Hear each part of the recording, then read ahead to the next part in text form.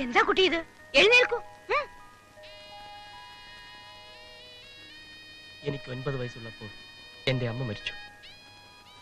അന്ന് തൊട്ട് ഇന്ന് വരെ ഒരമ്മയുടെ സ്നേഹം എന്താണെന്ന് ഞാൻ അറിഞ്ഞിട്ടില്ല.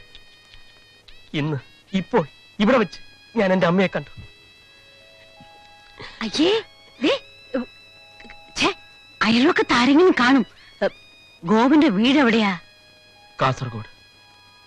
ഒരു പാവപ്പെട്ട കുടുംബം. കെട്ടിക്കാറായ 9 സഹോദരിമാർ. BA പാസ്സായ ഞാൻ നാട് വിട്ടു. ഒരു ജോലിക്ക് വേണ്ടി മുട്ടാത്ത വാതിലുകളില്ല.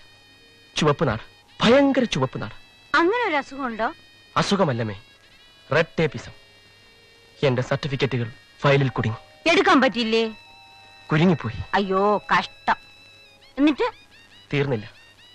ഇടി വെട്ടിയവനെ പാമ്പ് കടിച്ചു. എവിടെ വെച്ച്? ഒരു പഴഞ്ചൊല്ലി പറഞ്ഞതാണ്. ആഹാ, അത് ശരി. ഹോട്ടലിൽ പാത്രം കഴുകി, ഭക്ഷണ പദാർത്ഥങ്ങൾ പാകം ചെയ്തു. എന്ത് ജോലിയും ചെയ്യാം. എന്റെ അമ്മ എന്നെ ഇവിടെ നിർത്തണം. അല്ല, എനിക്കിവിടെ ജോലിക്ക് ഒരാളെ ആവശ്യമുണ്ട്. പക്ഷേ ഇത്രയും വലിയ ശമ്പളം തന്ന്. ശമ്പളം വേണ്ടമ്മേ. ഒരു മകൻ അമ്മയെ സഹായിക്കുന്നു എന്ന് കരുതിയാൽ മതി. അങ്ങനെ ഞാൻ നാളെ ഒന്ന് ജോയിൻ ചെയ്യാം. പോയാ